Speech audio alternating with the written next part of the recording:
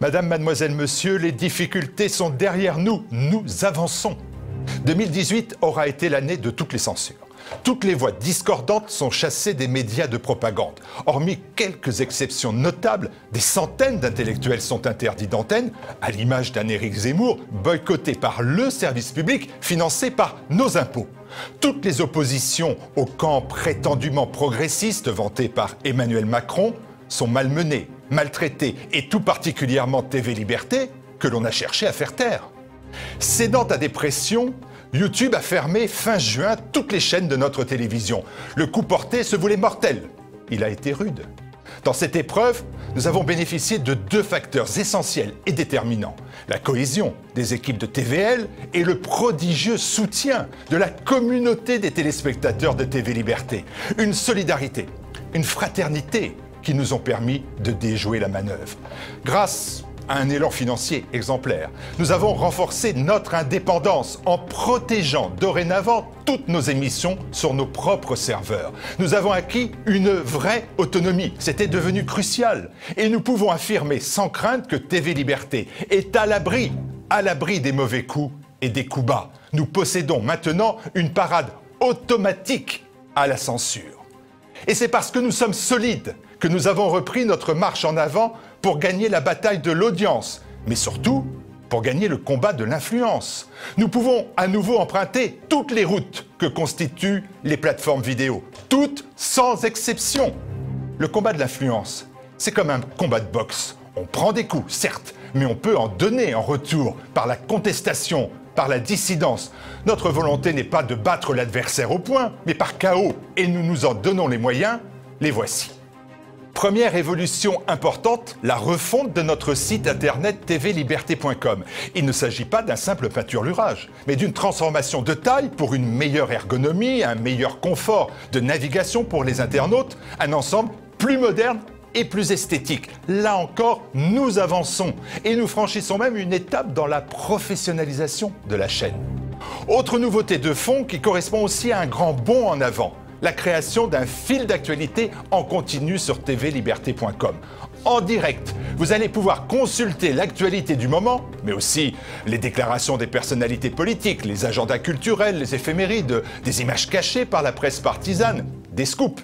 Ce fil d'actualité, destiné à accompagner nos téléspectateurs tout au long de la journée, intégrera pour une meilleure efficacité toutes les émissions radiophoniques produites par TVL. Une équipe de 2 journalistes s'installe d'ores et déjà pour mettre en place ce nouvel outil qui va vite devenir incontournable pour tous les défenseurs de l'esprit français. Vous le voyez bien, autour du journal télévisé quotidien de TVL, ce pôle information se renforce durablement. Et nous ne nous arrêtons pas là. Petit à petit, nous renforçons notre présence sur les réseaux sociaux. Après Facebook et Twitter, TVL va porter ses efforts sur Instagram et ne s'interdit pas d'ailleurs de faire ses premiers pas sur d'autres réseaux sociaux qui connaissent un fort développement. Les émissions phares de la chaîne vont connaître des modifications ou des nouveautés. C'est déjà le cas d'Immédiat avec autour de Jean-Yves Le Gallou une équipe renforcée et un nouveau présentateur. C'est aussi le cas de Bistro Liberté qui a gagné en dynamisme avec une nouvelle formule qui rencontre le succès. Tout au long de 2019, les surprises se succéderont. Les personnalités qui comptent seront sur TV Liberté. Enfin, et c'est un axe nouveau, après l'aide et le soutien à la réalisation de documentaires, TV Liberté va s'engager dans l'accompagnement des nouveaux talents. Ils apparaissent sur Internet, ils révolutionnent l'art de la communication et suscitent l'intérêt des plus jeunes. On les appelle les youtubeurs. Certains s'opposent avec courage au pouvoir en place, tous combattent le politiquement correct. Nous vous les ferons découvrir grâce à cette bourse aux nouveaux talents. TV Liberté avance, avec la volonté affichée de lutter pied à pied contre le recul de la liberté d'expression. Le terrorisme intellectuel s'abat sur notre pays, mais il n'est pas inéluctable. Les peuples reprennent le pouvoir en Italie, en Hongrie, en Autriche, en Pologne, déjouent les pronostics comme au Brésil. La France peut, elle aussi, se libérer des chaînes qu'on lui impose. TV Liberté veut vous aider à vous libérer des chaînes qui cherchent à vous emprisonner. Aidez les Français à se libérer des chaînes qui cherchent à les emprisonner. Donnez-nous-en les moyens pour qu'en 2019, TV Liberté continue de défendre vos idées. Aidez-nous, maintenant.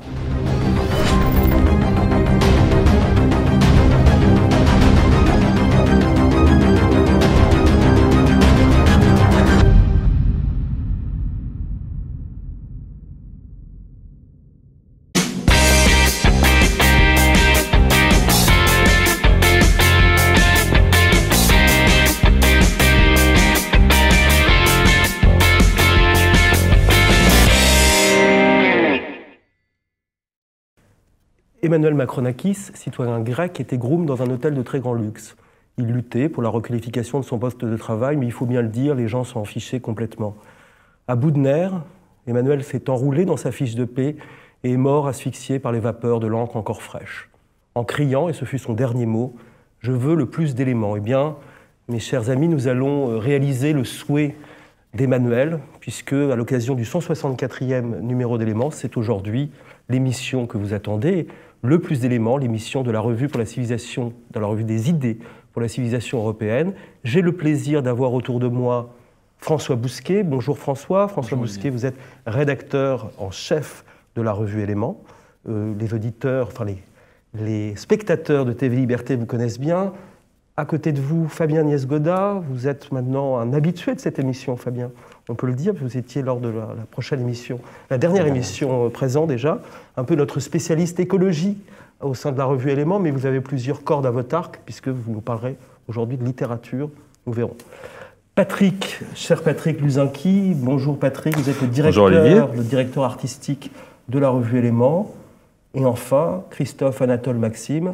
Non, pas Anatole, cher ami, André. Alors, Christophe André Maxime, pardon, il faudrait être plus précis quand vous signez vos articles, pas mettre ce A un peu anonyme. Christophe André Maxime. Alors, je vais me tourner d'abord vers François Bousquet. François Bousquet, je crois que le prochain numéro d'Éléments va nous parler de la catastrophe, de l'effondrement. Tout s'effondre. N'est-ce pas ? Oui. Alors la couverture du numéro en cours, du 175, c'est Michéa, Persiste et signe, hein, avec un très long entretien sur la France insoumise, Mélenchon. Mais notre dossier, en effet, est consacré à la collapsologie. C'est-à-dire que la fin du monde, en fait, c'est une histoire sans fin, puisque autrefois, on parlait d'eschatologie. L'eschatologie, c'est étymologiquement le discours sur la fin des temps. Et ça a été remplacé, l'eschatologie, qui a une dimension spirituelle, religieuse, métaphysique, apocalyptique, ça a été remplacé par la collapsologie. Collapse, hein, s'effondrer, donc c'est le discours sur l'effondrement. Et c'est un vieux thème, la fin du monde ou la fin d'un monde, peu importe. Il suffit de penser à l'apocalyptique juive, au messianisme chrétien. Il suffit de penser à la manière dont Platon lui-même était hanté par l'effondrement de l'Atlantide. Hein. Donc c'est un vieux thème de l'historiographie aussi, puisque Gibbon et beaucoup d'autres, Spengler, hein, Spengler dont on fête les 100 ans de la parution du premier volume du Déclin d'Occident. Donc c'est un vieux thème, la fin du monde, qui hante les consciences européennes. Hein. Mais ce thème-là, jusqu'à présent, était le travail des théologiens, le travail des philosophes, hein, assez peu des scientifiques. La nouveauté aujourd'hui, c'est que les scientifiques se sont emparés du sujet. J'ai en tête évidemment Effondrement de Jared Diamond, hein, qui a un petit peu ouvert, cette nouvelle discipline qui est la collapsologie. Il y a une collection au Seuil hein, qui réunit quasiment 25 titres sur l'Anthropocène, donc l'ère de l'homme, hein, qui porte plus ou moins sur la collapsologie. Et cette collapsologie, cet effondrement, je crois, est justifié. On en reparlera. Cela étant, le papier qui ouvre le dossier est un papier qui prend ses distances avec la littérature apocalyptique. Hein. Pourquoi ? Parce que l'apocalyptisme, le catastrophisme est fondamentalement apolitique. En réalité, l'Église a neutralisé très rapidement, dès le 6e, 7e siècle, hein, a neutralisé tout ce messianisme révolutionnaire. Hein. Repentez-vous, la fin des temps est proche. Enfin bref, le message du Christ. Hein, parce que l'Église considérait que la personne qui s'empare de la catastrophe s'empare du temps. Et si vous emparez du temps, vous emparez du politique, ou en tout cas vous neutralisez le politique. Hein. Donc on a fait d'abord un premier papier pour prendre nos distances avec cette tentation, cette subculture du désastre qu'on retrouve partout aujourd'hui. Vous la retrouvez dans l'industrie hollywoodienne, hein, dans la production scientifique. Hein. Donc pour autant, je le répète, il est justifié de produire un discours, une critique du progrès. Le scepticisme, l'effondrement arrive. Hein. Vous plaidez pour un catastrophisme éclairé, en quelque sorte. On peut parler d'un catastrophisme éclairé, au moins qu'il soit éclairé, ce catastrophisme-là, pour ne pas succomber à l'euphorie du désastre. Hein. Voilà, c'est l'angle que nous avons adopté. Le catastrophisme, l'apocalypse, la fin des temps a été un grand sujet littéraire, et je crois que c'est le sujet que vous avez abordé dans le dernier numéro, en traitant d'Isaac Asimov. Oui. Vous pourriez nous en parler, parce que, pour tout vous dire, je ne connais pas du tout cet auteur. En quoi éclaire-t-il aussi notre époque ? Oui, parce qu'effectivement, c'est un sujet d'actualité dans le sens où il y a une production assez importante, mais le sujet de l'effondrement, outre son intérêt propre, avec ce mélange un peu de perspective ou de prospective historique et de données scientifiques, m'a aussi rappelé une lecture lycéenne, hein, qui est certainement partagée par beaucoup, qui est le roman Fondation d'Isaac Asimov, donc il y a un classique qui date du début des années 50, mais qui nous projette en fait au 13e millénaire de l'ère galactique. et qui rejoint en fait, alors je ne sais pas si on peut dire de façon anticipée ou pas, du coup, la question de la collapsologie, puisque le propos du livre, qui est un cycle hein, qui développe beaucoup cette idée-là, mais le cœur du premier tome, en tout cas, de Fondation, c'est un mathématicien qui s'appelle Harry Seldon, le docteur Seldon, qui met au point une discipline qui est à la croisée de la sociologie, de l'histoire et des mathématiques, qui est la psychohistoire, et qui a l'intérêt dans un monde en fait, de 25 millions de planètes, dont la planète capitale peuplée de 40 milliards d'individus. Donc on est sur des masses, évidemment, qui permettent à la loi des grands nombres et un certain nombre de projections probabilistes et statistiques. En modélisant en fait tout ça, un peu à la manière du Club de Rome au début des années 70, qui rassemble un certain nombre de données pour voir un peu ce que donne la prolongation des courbes. Harry Seldon aboutit en fait au constat que d'ici quelques siècles, cet empire qui a déjà donc, plusieurs millénaires d'existence et que tout le monde croit un peu éternel dans cette tranquillité bureaucratique, va en fait s'effondrer. Alors tout le roman et même tout le cycle de romans qui découle de ce point de départ va évidemment développer des tas d'intrigues assez passionnantes, d'autant plus remarquablement qu'on saute de génération en génération. On n'a pas de personnage vraiment durable dans ce roman, ce qui est un peu une gageure par rapport à la façon dont généralement un lecteur réussit à s'identifier aux acteurs.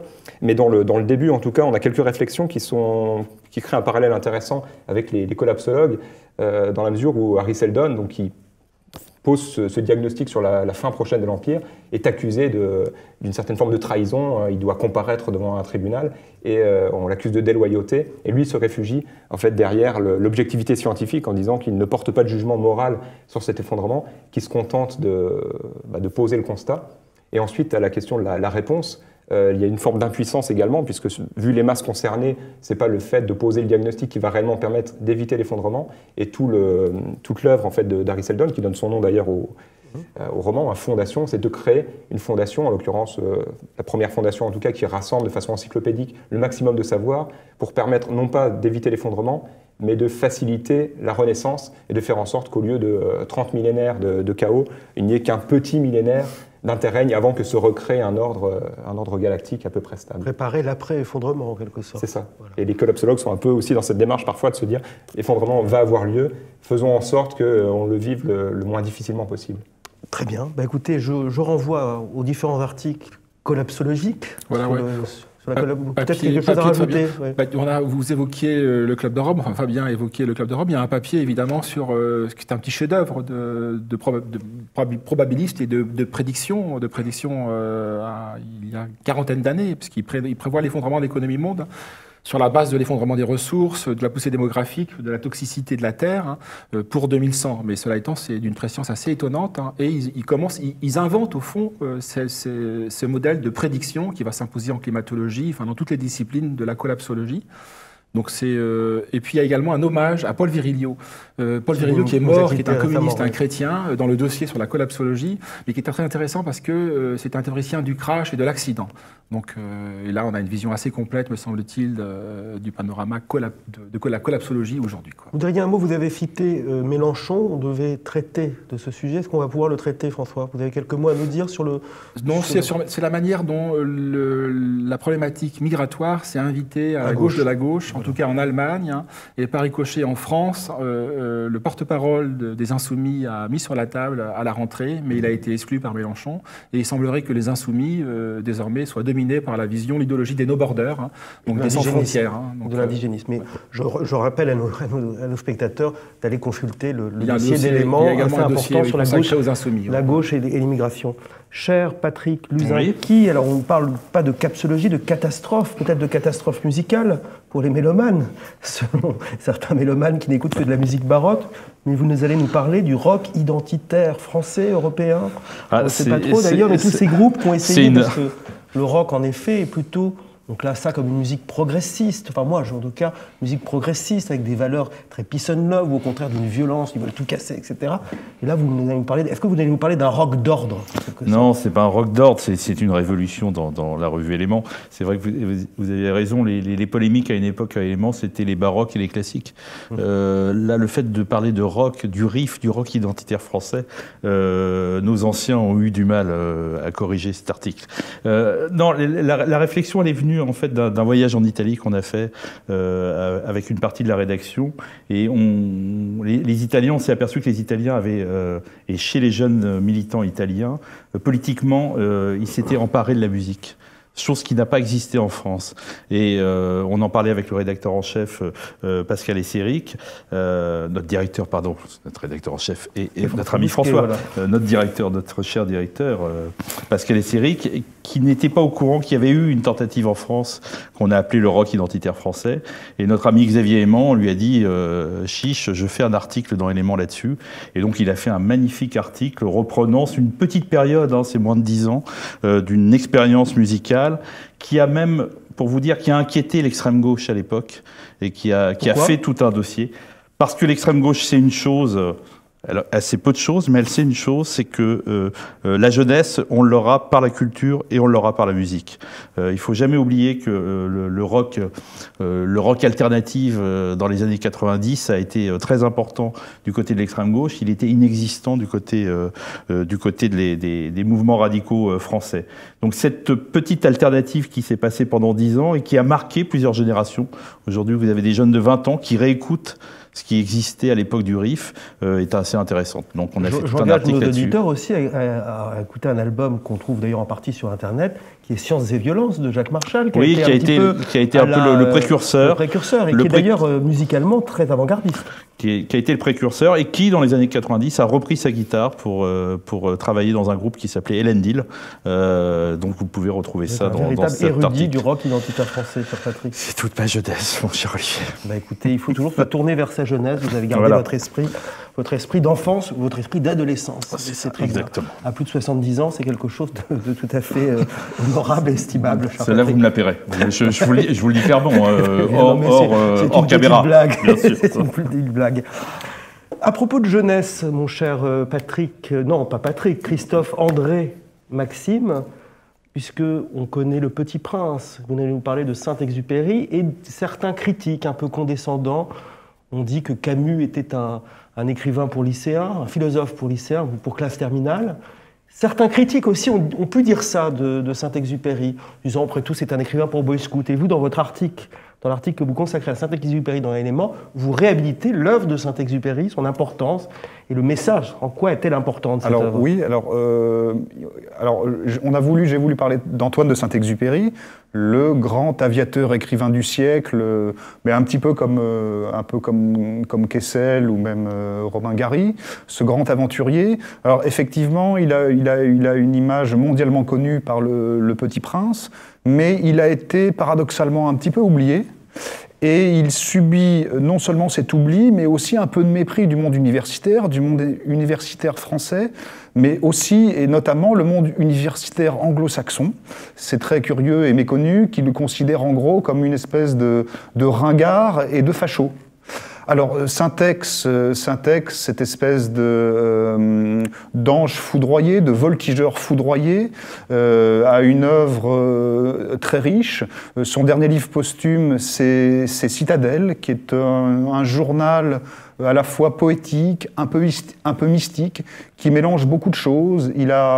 On parlait de l'effondrement du monde, on parlait de collapsologie. Alors, Saint-Exupéry n'est pas dans ces choses-là, mais il a une dimension profondément tragique.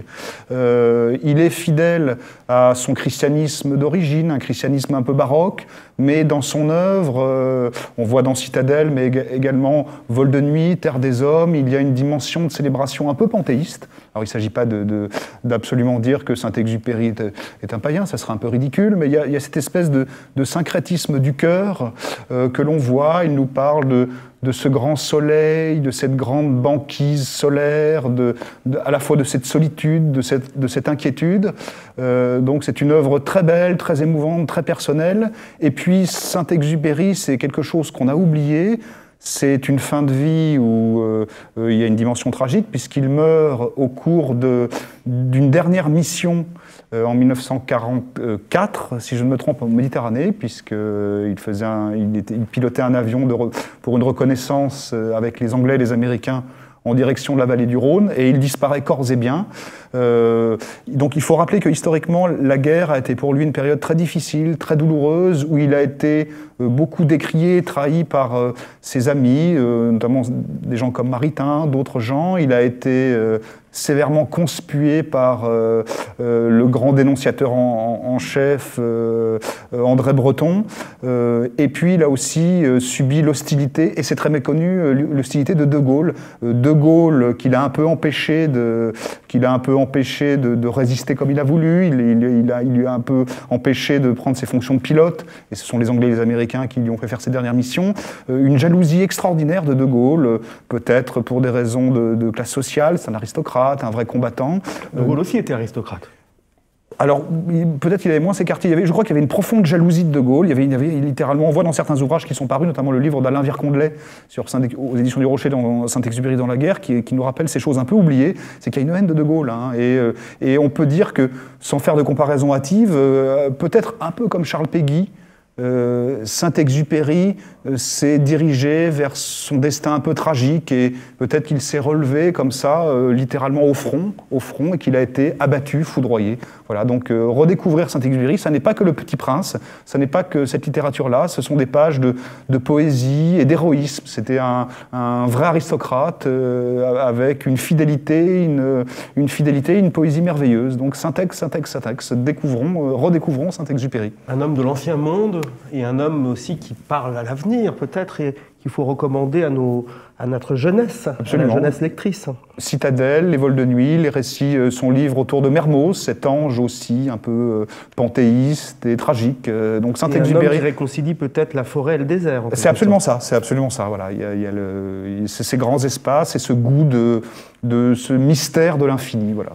Mais écoutez, merci encore pour toutes vos informations et cette présentation du numéro. Vous avez peut-être quelque chose à rajouter, François Bousquet, sur le numéro qui vient de paraître, des grands entretiens, puisque il y a un magnifique entretien avec Stéphane Carbonneau sur le loup, que je recommande, qui est vraiment somptueux.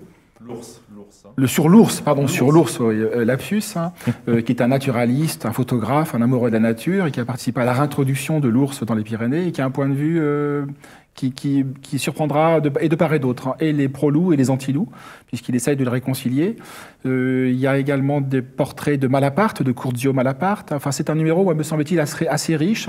Alors évidemment, il n'y a pas Éric Zemmour, mais les dossiers consacrés à Mélenchon, à l'immigration, aux impasses et à l'impensée de migratoire, à la gauche de la gauche, à la collapsologie également. Il y a un papier formidable de Guillaume Travers sur les études bidons. Marianne a ressorti des lièvres à propos d'études bidons aux États-Unis sur la discrimination chez les chiens, les discriminations trans chez les chiens. Donc en fait, il y a une profusion, il y a une prolifération avec des biais scientifiques complètement délirants d'études qui paraissent dans des revues savantes comme Nature ou des revues qui sont des revues académiques respectueuses. Oui, très bien. Voilà. Alors maintenant, nous allons passer, mes chers auditeurs, mes chers téléspectateurs, excusez-moi, au moment que certains d'entre vous attendent.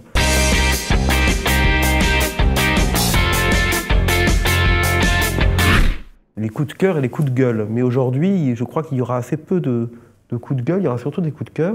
Qui veut commencer? François? On va faire en fait un coup de cœur à deux, Patrick et moi. Le coup de cœur, c'est pour un rédacteur d'Éléments, qui est Rémi Soulier. Il a écrit plusieurs livres, il a écrit un Péguy, il a écrit un Dominique de Roux, il a écrit un Nietzsche. Un Boutan. Un Boutan. Et je pense que ça, c'est son grand livre, Rémi Soulier. Alors, c'est un compatriote. Alors, c'est toujours embarrassant d'avoir à parler de soi, mais il faut en parler puisqu'il est rouergat. Il appartient à la nation du Rouergue, qui a été rattachée à la couronne de France au XIIIe siècle. Soulier, c'est en langue occitane, c'est le soleil, bien sûr.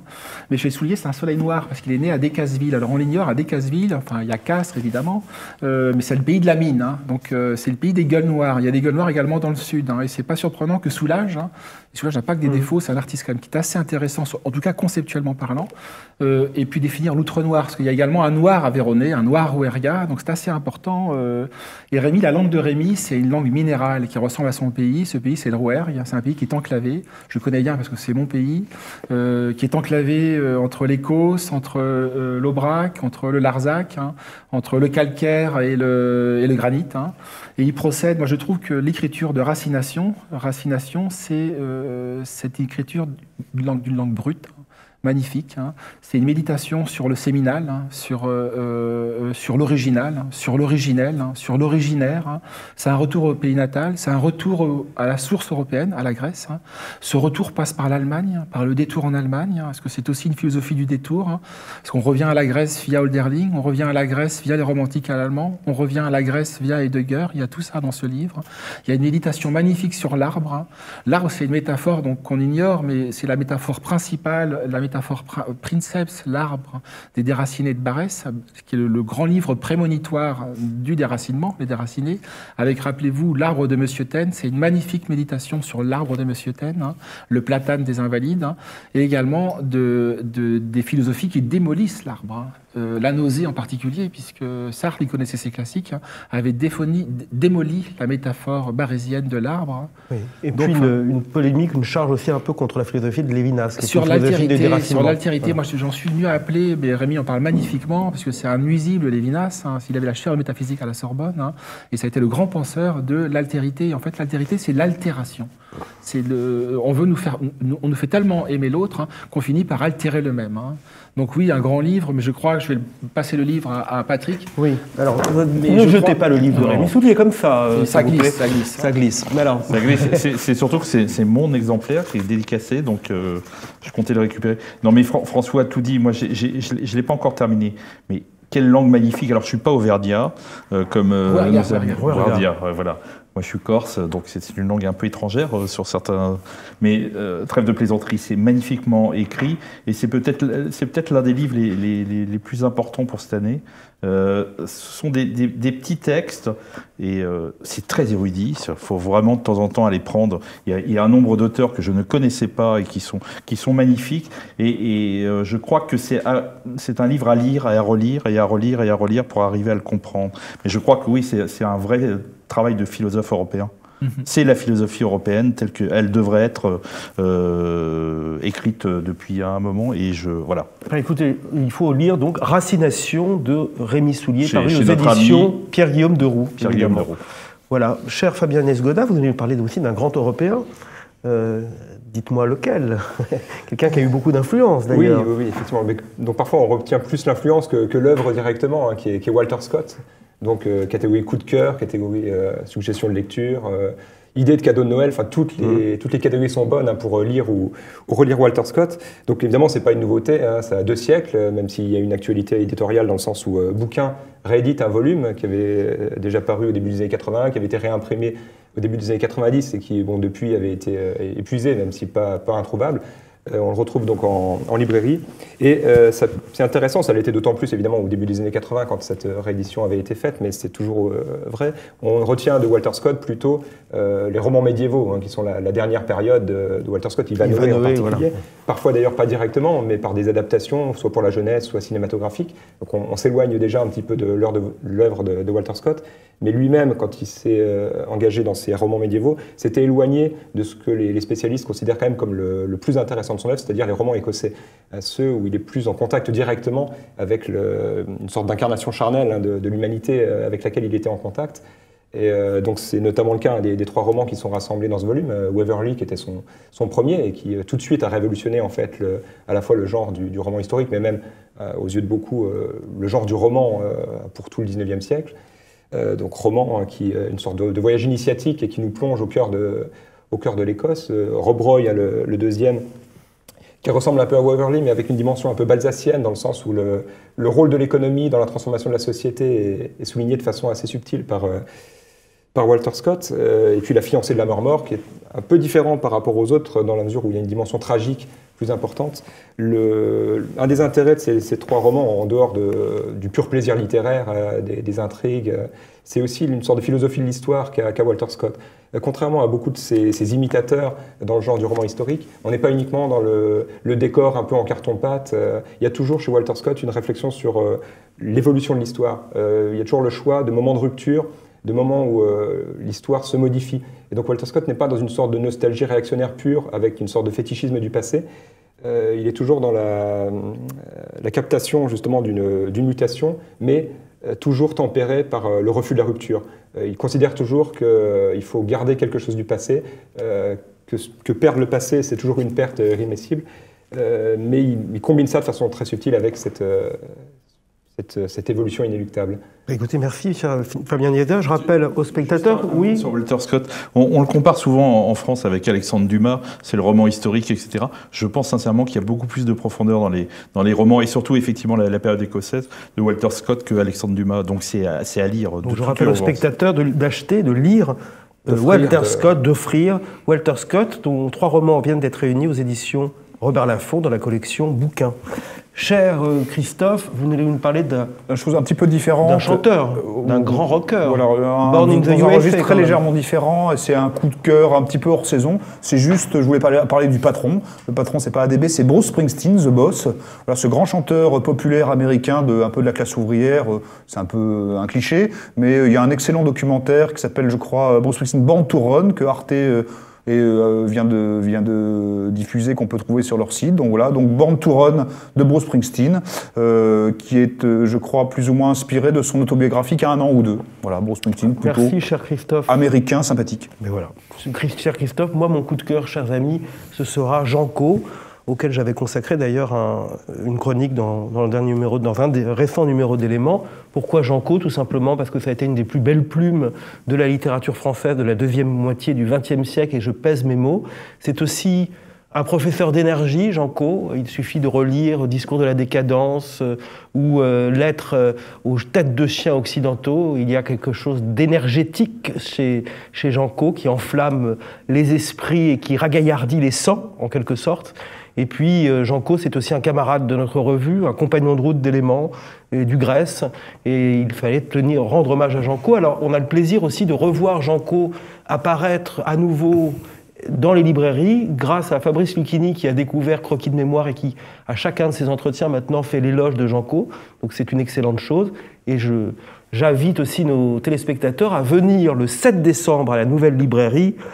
Le 7 décembre, à partir de 18h, la Nouvelle Librairie de la rue Médicis, que certains d'entre vous connaissent, puisque nous rendrons hommage à Janco, notamment en présence de certains de ses amis, et le poète breton Henri Lebal lira quelques textes de Janco. Donc le 7 décembre à la Nouvelle Librairie. Je vous remercie, mes chers amis d'Éléments, Christophe, Patrick, Fabien, François.